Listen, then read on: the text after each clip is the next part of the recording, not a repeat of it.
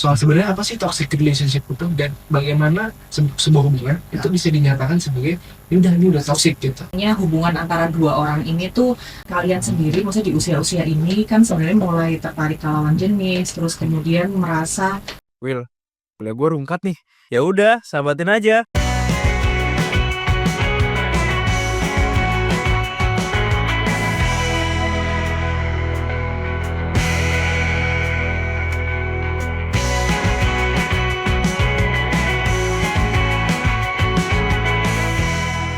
Halo makers di rumah, kembali lagi di podcast KRS Kuliah Rungkat Sambat. Kali ini kita berdua nih. Iya, kemarin lu kemana sih lu sebenarnya? Ya salah ada ujian. Ujian hidup. Gimana ya? Itu juga sih. Tapi ya namanya juga ujian ya. Ini kemarin gue sendirian banget nih, ngobrol sama Bu Uli juga kan, kita di mana. Harusnya gue butuh bantuan lu karena pandangan lu ini kadang beda dari yang lain gitu sebenarnya. Dari yang lainnya maksudnya gak umum atau aneh gitu. Enggak lah, maksudnya bagus, unik gitu. Oh Ya, nih. sebenarnya perhalusan kata aja sih unik, sebenarnya aneh. Oh iya iya. Enggak. Gak apa. Tapi hari ini karena kita udah berdua, jadi kita Benar. juga sebenarnya seperti biasa kita nggak berdua, tapi kita ada satu bintang tamu lagi Nah, spesial dimana yang memberi nilai gitu ya. dimana teman-teman KRS mungkin sudah nonton juga gitu di Tamil atau udah lihat di Tamil juga. Kita kedatangan satu dosen dari psikologi Universitas Brawijaya, seorang akademisi yang bergerak di bidang psikologi. Langsung aja kita kenal dengan Bu Buna. Halo Bu Buna. Gimana Bu kabarnya hari ini Bu? alhamdulillah baik, sehat, Sehat ya, berarti udah siap nih buat sharing-sharing ke teman-teman makers Iya. kalau sebutannya gitu. makers ya. Makers. Siap. Mahasiswa KRS. Karena kan Betul. harapannya yang nonton ke mahasiswa semua gitu. Hmm. Jadi sebelumnya KRS sendiri itu sebenarnya kepanjangan kan kuliah Rungkat Sambat. Iya Bu. Dimana mereka kuliah, permasalahan-permasalahan terjadi di perkuliahan, jadi biasanya ruwet atau rungkat gitu ya. Terus setelah itu baru mereka sambati. Dan Mengalir gitu. kalian yang ini mengarahkan sambatnya gitu. Ya, memudahkan lah. Memudahkan. Kalau misalnya ada sambatan-sambatan mungkin bisa disampaikan ke kita juga gitu. Ya, oke. Oke, hari ini kita ada topik apa, Will? Hari ini itu topiknya soal hubungan sih, tapi hubungannya bukan hubungan sosial biasa. Apa tuh, hubungan apa tuh berarti? Hubungan yang romansa dikit lah. Iya. Iyalah, Ini kan kita udah sepakat. Iya, soal topiknya soal toxic relationship ya. Betul. Karena mungkin kita juga pengen tahu sih Bu Bona, karena kan relationship atau pasangan itu di mahasiswa sangat umum dan common ya terjadi. Orang-orang pengen pacaran, orang-orang udah mulai nyari pasangan hidup. Orang bakalan sampai tua sama dia, orang bakalan sampai mati sama dia, sama maut yang bisa. Jangan mati. Jangan. Itu namanya ekspektasi. Oh, Ekspektasi. Tapi intinya mereka itu udah mulai nyari-nyari seseorang yang bisa mendampingi mereka gitu. Tapi boleh tahu nggak sih Bu, kenapa relationship itu bisa terbangun di mahasiswa? Kenapa pada stage inilah kita mulai mencari gitu? Oke.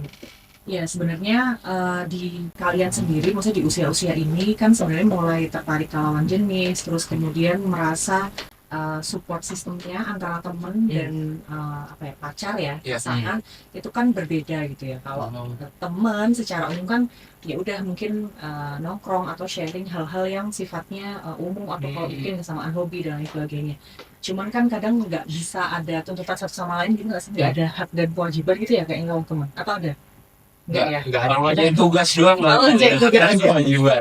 Dengan tugas mungkin ya. Nah, tapi kalau sama pasangan seringkali kan ada kebutuhan intimacy gitu ya, untuk deket, mungkin jadi bercerita atau ya mungkin ya bisa jadi mungkin ada sampai hal-hal yang sifatnya seksualitas dan lain sebagainya gitu ya, tapi lebih intimate intinya. Teman yang mungkin lebih intimate, punya kebutuhan untuk mungkin berbagi rasa sayang gitu, menceritakan hal-hal yang lebih pribadi, dan itu memang secara umum ya di usia-usia kalian wajar gitu. Kalaupun misalnya sampai tadi yang disampaikan ada keinginan untuk selamanya dan lain sebagainya gitu ya, itu perkara lain, cuman secara umum supportnya beda gitu.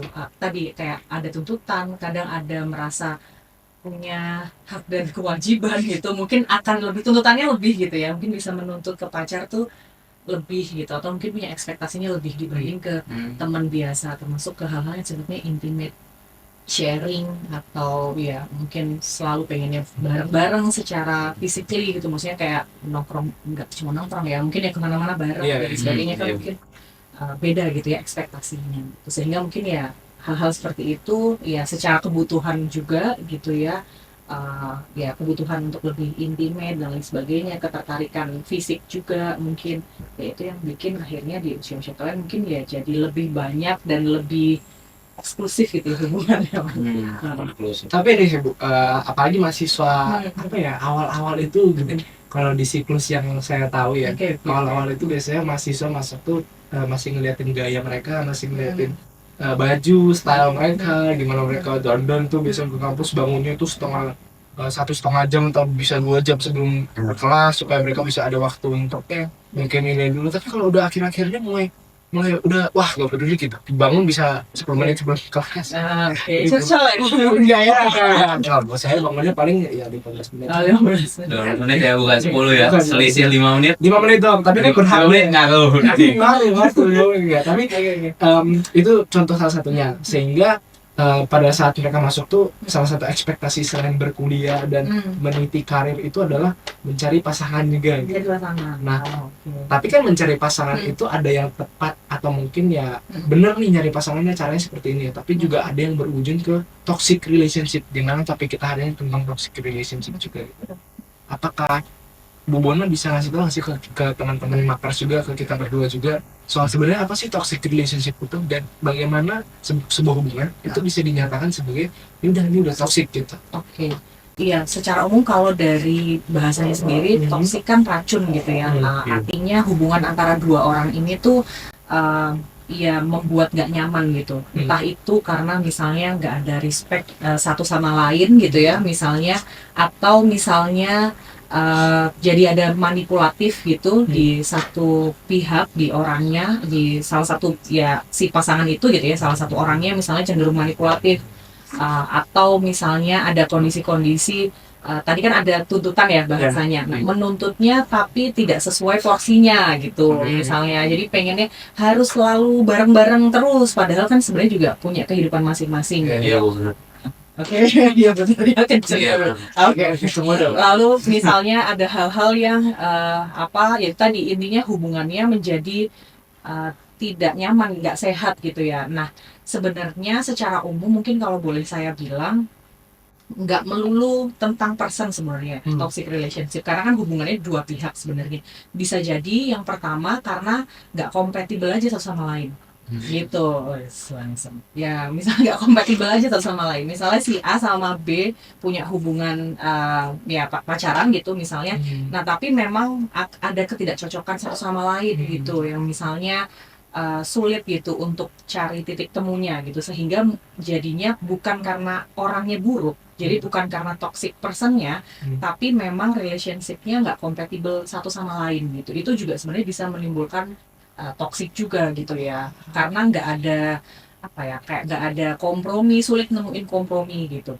Nah yang satu lagi bisa jadi memang di dalam hubungan itu salah satunya atau bahkan keduanya mungkin itu memang toxic person gitu ya, mungkin entah itu personality-nya atau seperti apa yang mengarahkan orang itu ada di toxic relationship. Misalnya yang satu punya kecenderungan manipulatif gitu, kayak ngelakuin apa aja biar si ya entah itu laki-lakinya atau perempuannya tuh nurut gitu, padahal sebenarnya kehidupannya kan nggak cuma sama pacarnya aja gitu, punya kehidupan yang mungkin mengarah ke kayak karirnya, organisasinya gitu, atau teman-temannya, itu jadi kayak sulit gitu, kayak merasa, atau mungkin ya seringkali kalau misalnya yang toxic person jadinya overprotective misalnya, atau hal-hal yang seperti itu. Jadi saya rasa mungkin bisa dari dua hal itu ya toxic relationship itu. Berarti posesif juga termasuk salah satunya. Iya. Lu ada contoh nggak, Will, dari teman-teman lah, ya udah nggak usah dari dulu, nggak apa-apa, dari teman. Kalau contoh sih nggak ada, tapi justru sebenarnya gue pengen nanya gitu. Coba. Nih, mungkin nanya ke Bu Bona aja ya. Kan toxic relationship itu kan pastinya hubungannya kan dijalanin dua orang ya Bu.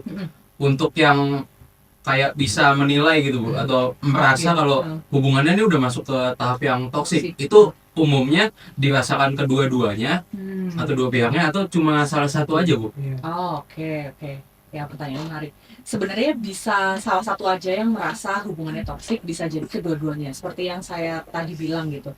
Kalau memang salah satunya itu toxic person gitu ya, nggak merasa dirinya salah gitu, merasa tuntutannya ya benar gitu ya, harusnya memang pacaran tuh seperti ini gitu, misalnya nggak mau ngalah dan lain sebagainya, ya bisa jadi hanya satu pihak yang merasa ini adalah hubungannya toksik gitu. Tapi kalau memang dua-duanya ngerasa nggak nyaman ya, terus hubungannya nggak bergerak kemana-mana, ya bisa jadi dua-duanya sebenarnya bisa jadi apa ya, merasakan ada hal-hal yang sebenarnya ini arahnya udah nggak benar gitu.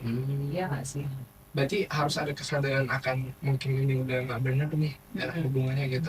Apalagi kalau misalnya kita bahas tentang hubungan sekarang itu kan kadang itu standar media sosial itu sangat tinggi ya begitu.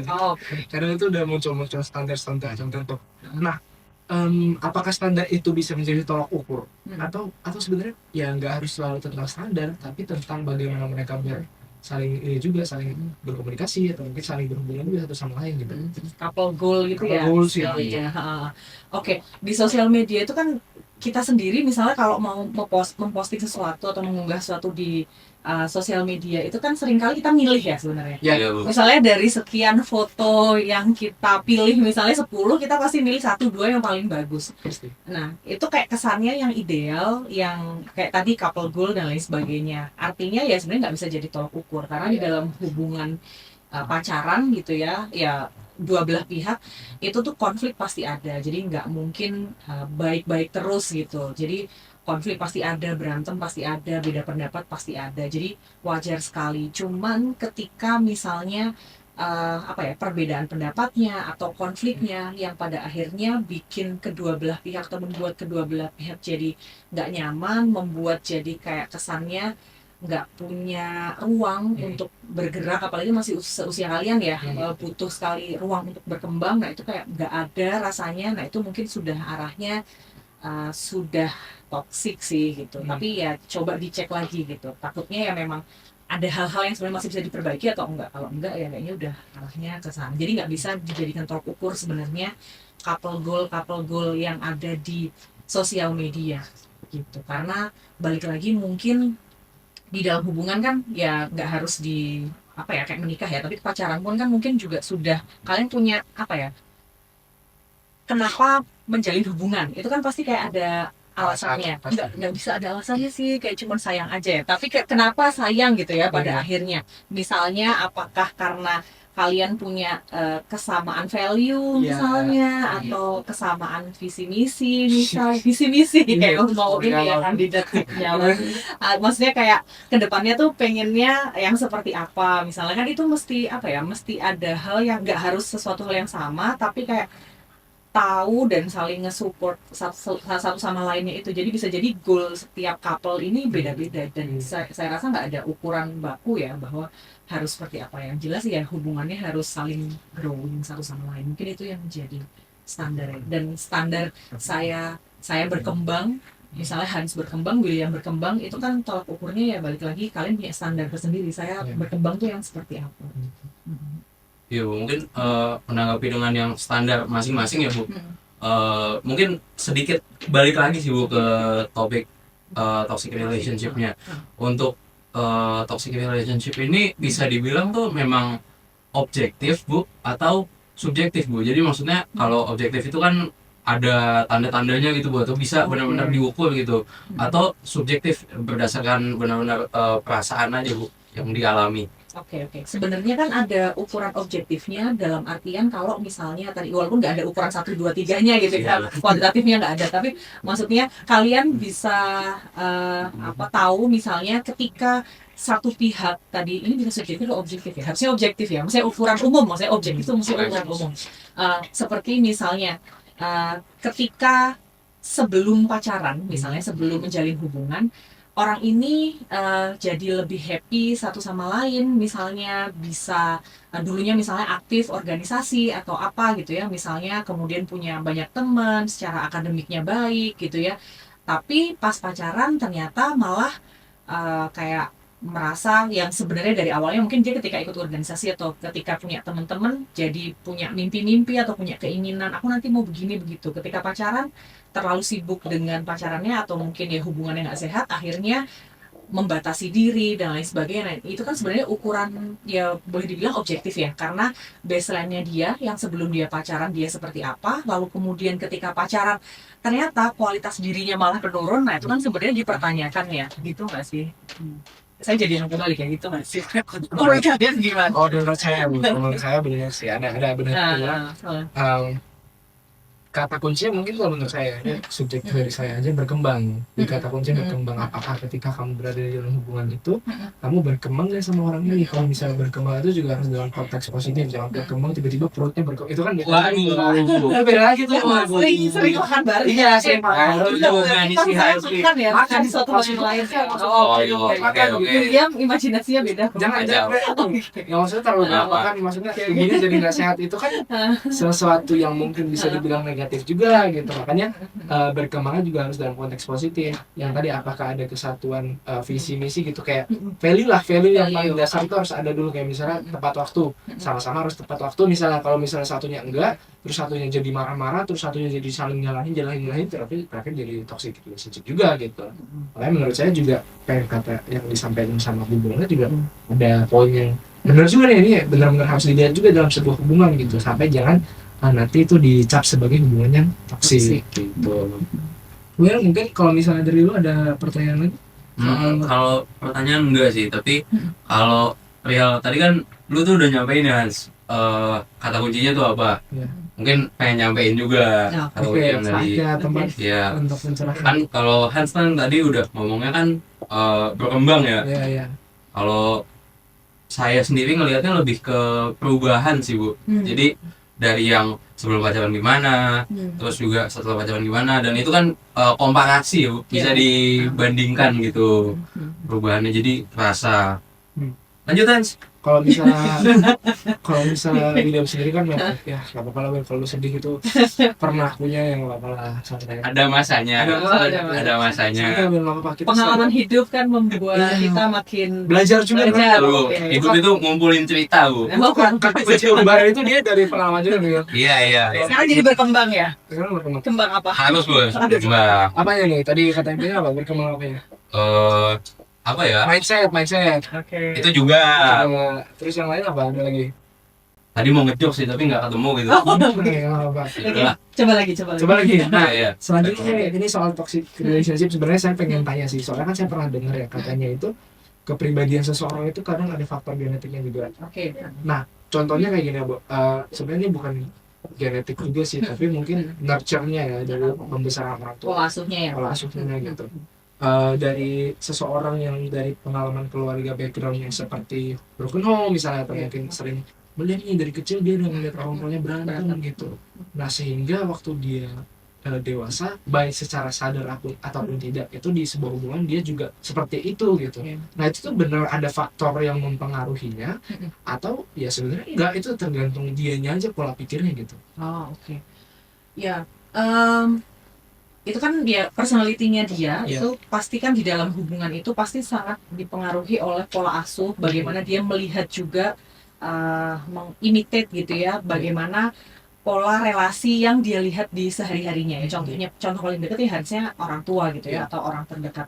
Ketika misalnya pola hubungan yang dia lihat itu kebanyakan yang nggak sehat, misalnya kebanyakan berantemnya, atau mungkin kebanyakan diselingkuhinnya misalnya, sehingga mungkin bikin dia juga punya trust issue dan lain sebagainya, itu juga sebenarnya berpengaruh gitu ya. Maksudnya sehingga mungkin ada orang-orang yang mungkin jadinya nggak berani, atau jadinya ya tadi punya trust issue karena cenderung melihat bahwa laki-laki atau misalnya bisa jadi perempuan gitu ya, yang dia lihat di sekitarnya mereka ketika menjalin hubungan itu misalnya kayak gitu, kayak nggak bisa dipercaya gitu, atau misalnya cenderung lebih banyak hubungan-hubungan itu yang menyakitkan gitu, dibanding sebenarnya ada juga hubungan tuh yang bikin happy juga gitu kan. Nah, misalnya hal seperti itu, sehingga ya karena kayak gitu bisa jadi membuat dia jadi kayak nggak berani gitu. Akhirnya mungkin ya tadi karena nggak berani, pada akhirnya ya udah hubungannya stuck di situ-situ aja gitu ya. Terus mungkin juga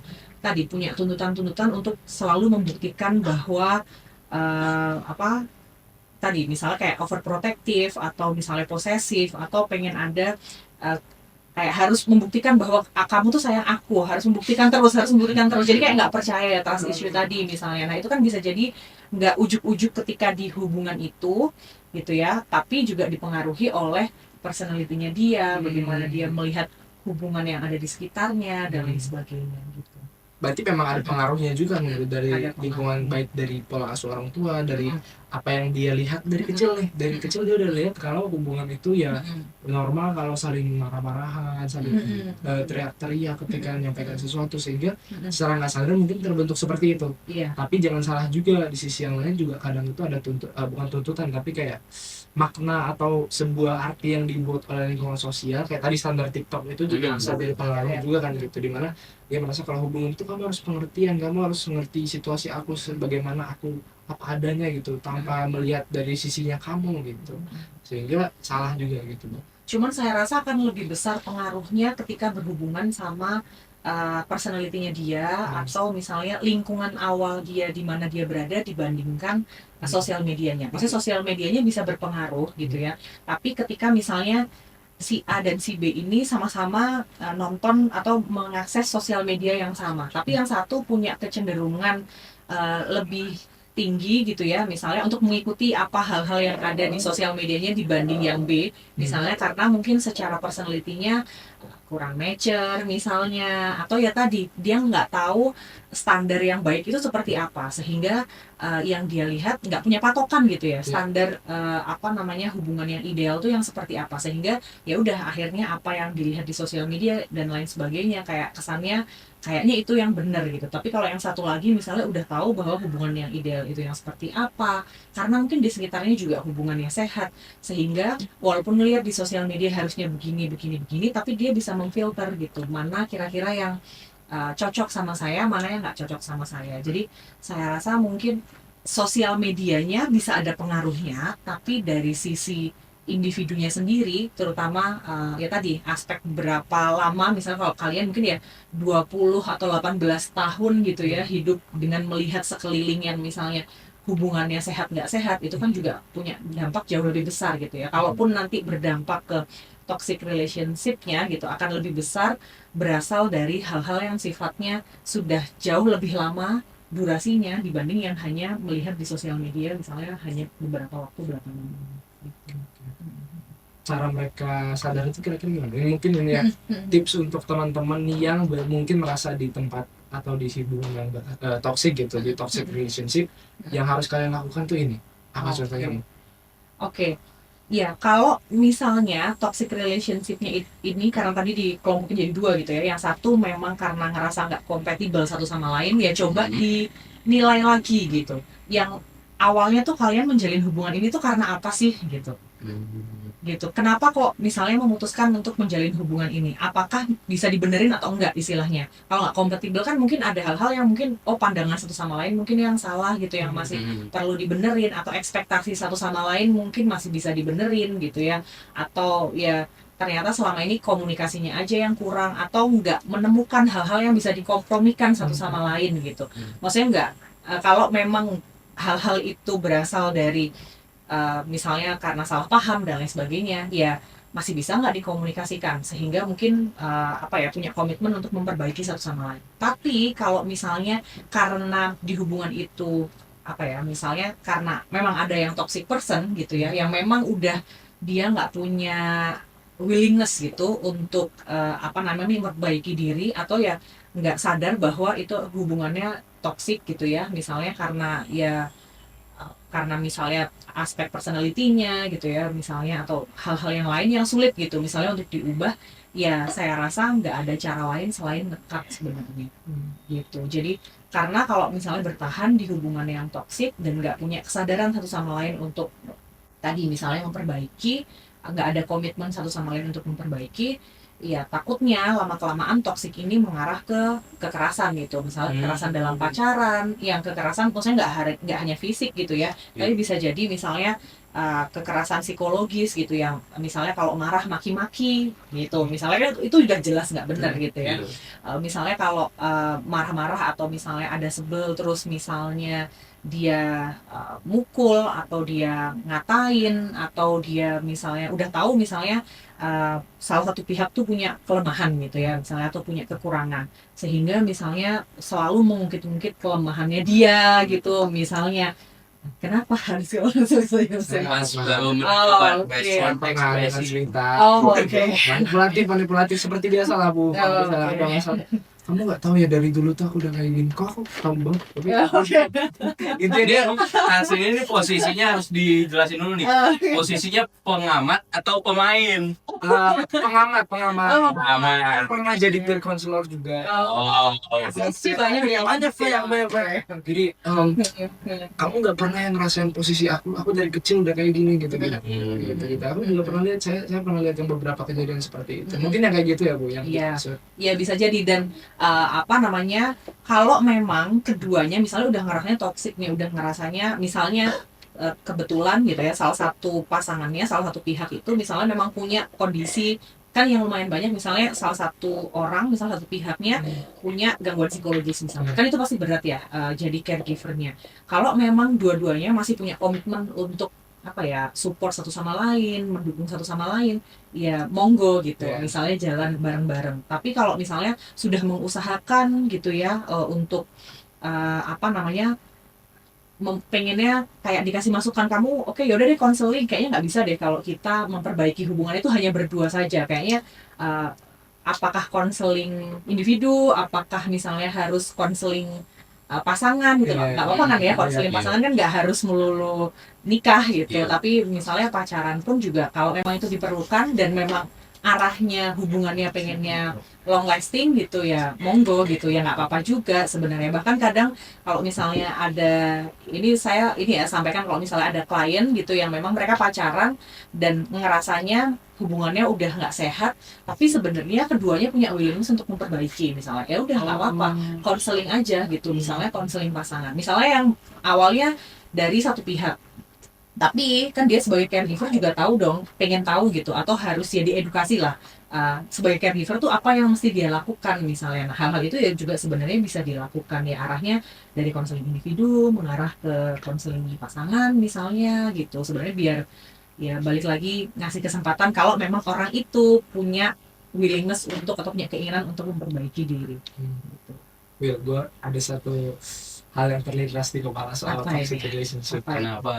Bu, jadi gini, ini teman saya. Oke. Aduh, temennya. Ini orang Temennya Hans banyak. Iya, temen gue banyak, ada dari Oke. universitas lain juga, ada dari jurusan lain juga, kan banyak ya. Iya. Nah, teman saya nih, ceritanya. Jadi teman saya ini dalam sebuah hubungan. Sebenarnya kan tadi toxic relationship, Bu Bona juga disampaikan kira-kira kayak gini bentuknya, ada ketidakcocokan secara value, mungkin udah ada mulai rasa kayak ini kayaknya udah nggak sehat deh gitu hubungannya gitu. Tapi kalau misalnya beda agama, itu bakal bisa disebut toxic relationship. Beda gitu. Apakah toxic gitu relationship? Gimana William? Karena Respon hal ini? Karena kan kita udah sama-sama tahu kita memang satu. Tuhan memang satu, Oh, tapi iya. kita nggak sama. Oh. Dan dia ibaratnya tuh kalau bisa dikasih sebuah contoh ya, itu ibaratnya kayak sama-sama menggali kuburan gitu, sama-sama udah tahu kalau ini tuh nggak ada ujungnya dan semakin dalam semakin dalam gitu. Oke. Nah, itu gimana? Bu? Oke. Yakinan teman. Gimana loh? Ya udah. Ya nggak apa-apa. Mungkin di luar sana juga banyak juga mungkin teman-teman yang seperti itu. Nah ya, secara umum saya nggak bisa bilang kalau itu konteksnya agak beda ya, Iya. mungkin sama toxic relationship. Cuman ya pacaran itu kan saya nggak tahu apakah semua orang yang pacaran itu tujuannya untuk nikah. Mungkin nggak semua, Mungkin nggak karena semua. yang saya tahu juga ada yang memang pacaran itu ya untuk sama-sama memenuhi rasa, saling membutuhkan. Kebutuhan Iya. itu mestinya itu. Ya kebutuhan itu mestinya. Ya kalau memang arahnya ya udah long lasting, mau nikah dan lain sebagainya ya gini, konteksnya agak beda. Saya agak tergagap juga nih ngomongin agama gitu ya.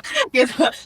apa namanya, kalau memang ya hubungan atau misalnya terus pacaran gitu beda agama gitu ya, kalau memang tujuannya dan di dalam hubungan itu sebenarnya komprominya baik, hubungannya baik dan ngerasanya juga masih saling support, ya saya nggak bisa bilang bahwa itu toxic relationship gitu ya, cuman karena ada perbedaan value aja mungkin gitu. Tapi kalau memang ngerasanya ya ini bukan masalah nanti mau putus atau melanjutkan, kan itu keputusan masing-masing ya gitu. Cuman konteksnya sebenarnya kalau toxic relationship walaupun ada misalnya perbedaan value dan lain sebagainya kan tetap harusnya itu bisa dikompromikan gitu ya. Walaupun saya tahu kalau ini topik ini sulit dikompromikan gitu ya, cuman ini kompromi dalam artian misalnya apa namanya, adakah hal-hal yang misalnya karena yang bikin kemudian memutuskan untuk punya hubungan ini kan karena misalnya ya memang ada rasa sayang, memang ngerasanya oh ternyata kalau saya ngobrol misalnya ngomongin masalah karir atau ngomongin masalah mimpi-mimpi saya ke depannya, dia tahu gimana cara nge-support saya, begitu pula sebaliknya. Nah, kalau mendalamnya beda ya. Ringis gitu kan. Nah misalnya alasan itu kan kebayang pengalaman teman ya. Misalnya kan jadi kayak oh oke, jadi sebenarnya kan bukan hubungannya yang toksik, tapi ya di dalam menjalani hubungan itu kan sebenarnya ya fine fine aja. Jadi sebenarnya bukan toksik ya, lebih ke tadi ya mungkin kayak ngomongin visi misi ya. Visinya nih sejauh apa di hubungannya, ya udah pacaran aja, mungkin ya pacaran dalam artian ya temen yang bisa saling support satu sama lain, tapi di dalam hubungan pacaran itu sebenarnya karena kan apalagi di usia kalian, di usia-usia mahasiswa ini nggak semuanya pacaran itu arahnya untuk nikah kan sebenarnya gitu. Yang ya udah karena ya teman, nemenin apa dan lain sebagainya, punya hal-hal yang mungkin bikin nyaman satu sama lain gitu. Sedangkan kalau di usia kalian mungkin sudah mulai ya mungkin ada gitu ya yang mungkin sudah mengarah hal-hal yang lebih serius, tapi ada juga mungkin yang belum, apa istilahnya, jalanin aja gitu kan misalnya.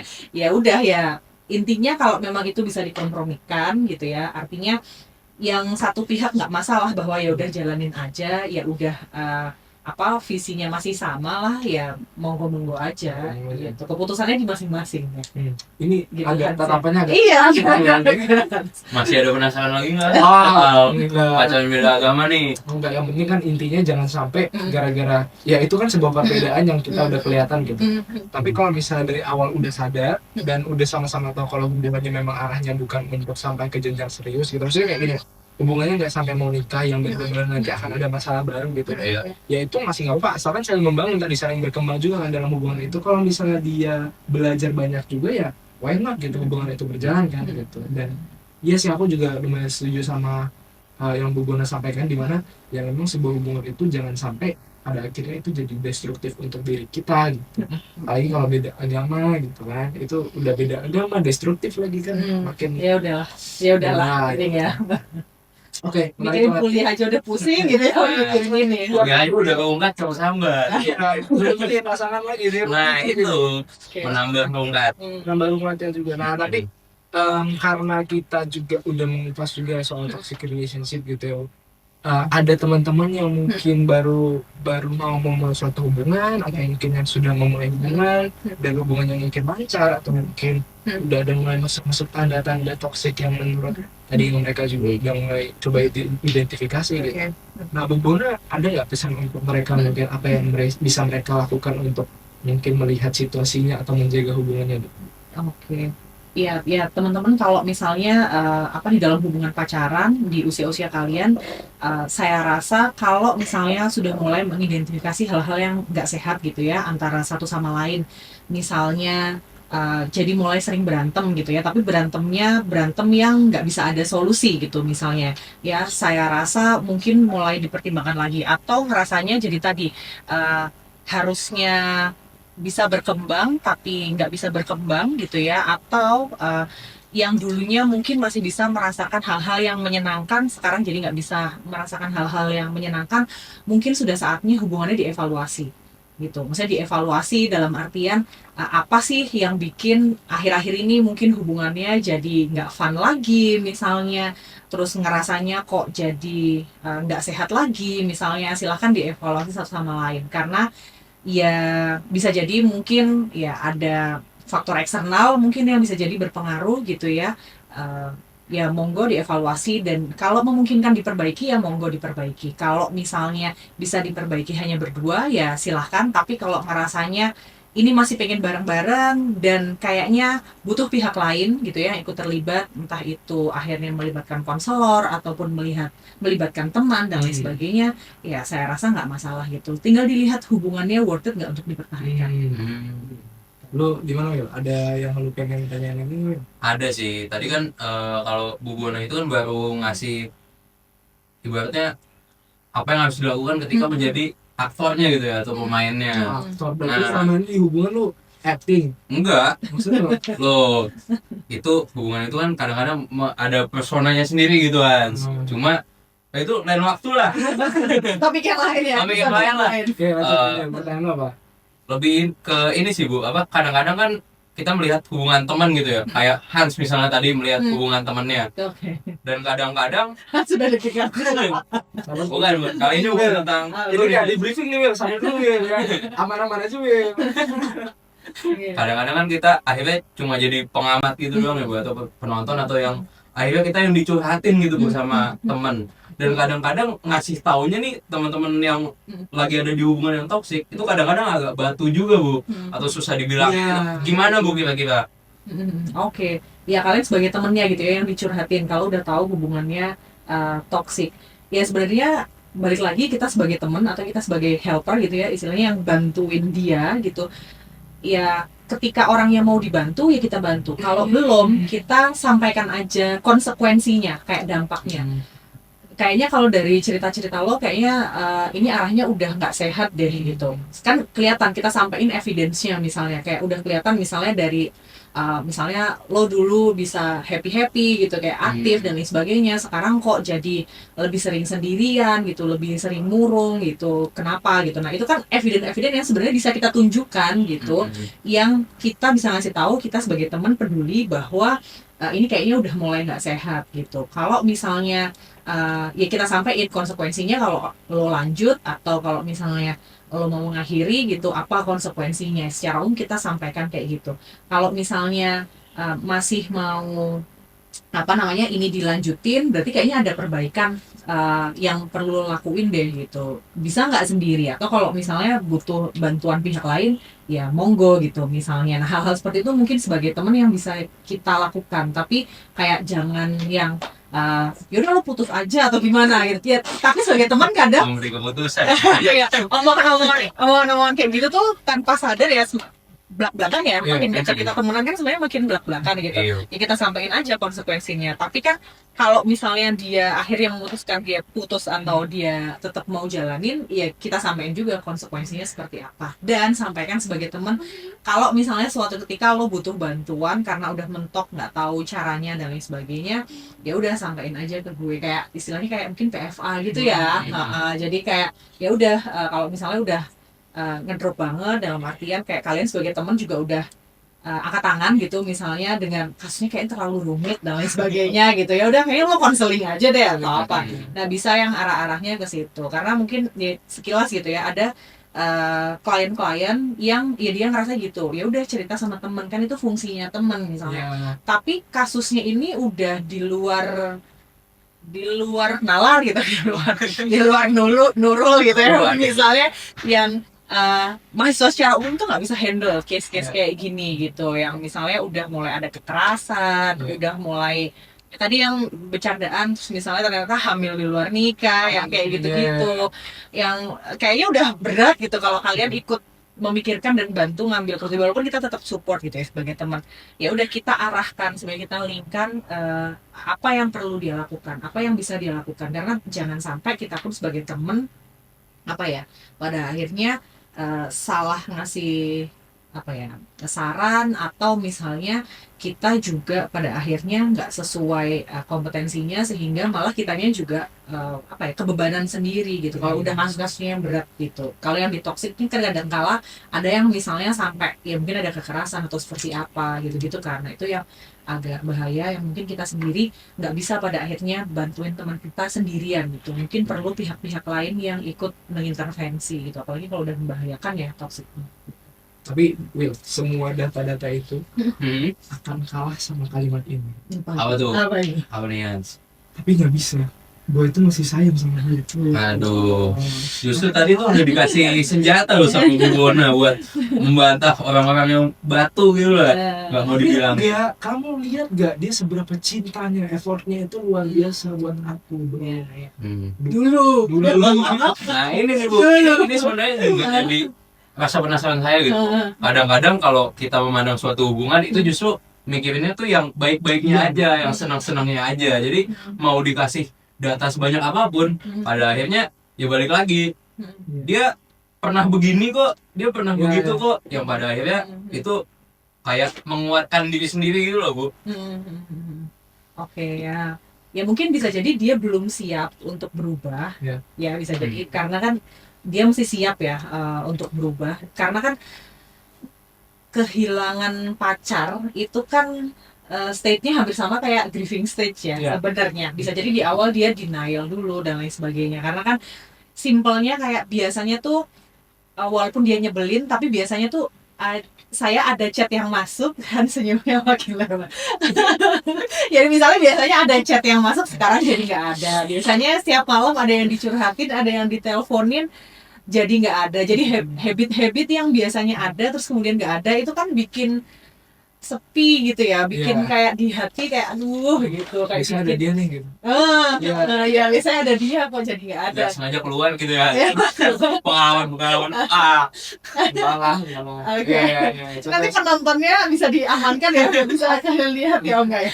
Oke, misalnya hal-hal yang seperti itu Iya. kayak kebiasaan yang biasanya ada jadi nggak ada. Kadang tuh pertimbangannya seperti itu juga gitu kayak walaupun udah nggak sehat ya tapi biasanya ada, biasanya setidaknya ada yang saya bales chatnya, biasanya ada yang saya telepon, biasanya ada yang saya video call apa dan lain sebagainya, biasanya ada yang nemenin makan, biasanya ada yang nemenin jalan misalnya. Nah sekarang jadi nggak ada. Kadang hal-hal itu bukan sepele sih, hal-hal seperti itu kadang membuat seseorang pada akhirnya, dan apalagi saya nggak pernah jomblo gitu, aduh saya nggak pernah jomblo, saya selalu punya pacar gitu, sehingga agak sulit juga gitu. Rasanya kayaknya untuk mengakhiri hubungan tuh ya jadi PR juga gitu ya pada akhirnya. Itu hal-hal kayak gitu ya mungkin bisa jadi dia belum siap, tapi balik lagi kita mesti sampein juga evidence-nya ya. Intinya mungkin ya apa yang bisa saya sampaikan, hubungan gitu ya, entah itu hubungan pacaran, hubungan pertemanan, pernikahan gitu ya, kalau misalnya di dalam hubungan itu membuat kalian pada akhirnya ngerasanya kayak mundur atau stuck gitu, nggak kemana-mana, rasanya kayak mungkin jadi makin nggak happy gitu, itu ya balik lagi itu perlu dievaluasi. Dan kalau misalnya tadi disampaikan kalau misalnya sayang apa dan lain sebagainya, di hubungan itu kan sayang aja nggak cukup. Iya, butuh komitmen juga gitu. Komitmen tuh nggak cuma komitmen untuk nggak selingkuh atau misalnya saya cuma sama kamu aja, tapi komitmen juga untuk pada akhirnya kalau memang ada yang buruk, kalau ada misalnya yang nggak baik di dalam hubungan ini, ya komitmen untuk memperbaiki bareng-bareng. Nah itu komitmen itu juga yang penting gitu, nggak bisa kayak sayang-sayang aja, intimasi aja gitu misalnya, itu juga nggak bisa. Kalau intimasi aja ya kita sama teman, apa bedanya kita sama atau pacar sama teman gitu kalau intimasi aja gitu. Bisa juga misalnya ya komitmen gitu, yang membedakan kan ada komitmennya gitu ya. Kalau di dalam satu hubungan yang misalnya pacaran atau yang misalnya pernikahan itu kan komitmen. Nah komitmen ini tuh muncul atau enggak gitu misalnya, itu juga kalau misalnya dilihatnya ya dulu dia usaha banget pas waktu PDKT, pas misalnya 3 bulan 6 bulan pacaran tuh masih indah-indahnya gitu ya, namanya masih awal-awal gitu. Sedangkan hubungan itu kan nggak bisa kayak punya deg-degan terus-terusan gitu misalnya, kayak ya harus juga misalnya hubungan ini tuh ya mesti dipupuk gitu. Kalau udah mulai bosen terus putus, bosen putus ya itu komitmennya nggak ada, berarti kan ya mesti juga hubungan ini tuh ya dipupuk. Misalnya ternyata misalnya yang bikin toksik karena bosan satu sama lain ya, misalnya diingat-ingat dulu itu yang bikin kalian hubungannya happy itu apa gitu, atau ya hal-hal yang seperti itu ya sebenarnya butuh dibangun juga, diusahakan. Hubungan itu butuh diusahakan, nggak bisa kayak uh, cintanya tuh ada terus, sayangnya tuh ada terus juga gitu ya.